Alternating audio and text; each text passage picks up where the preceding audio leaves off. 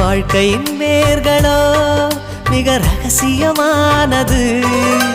ரகசியம் காண்பதே நம் அவசியமானது.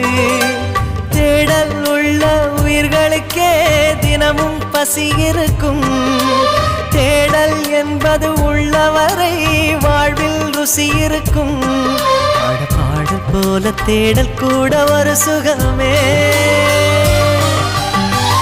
இசை பாடி வரும் இளம் காற்றுக்கு உருவமில்லை. காற்றலை இல்லை என்றால் ஒரு பாட்டொலி கேட்பதில்லை. ஒரு காலம் வருகையில் உள்ளம் கொள்ளை போகுதே.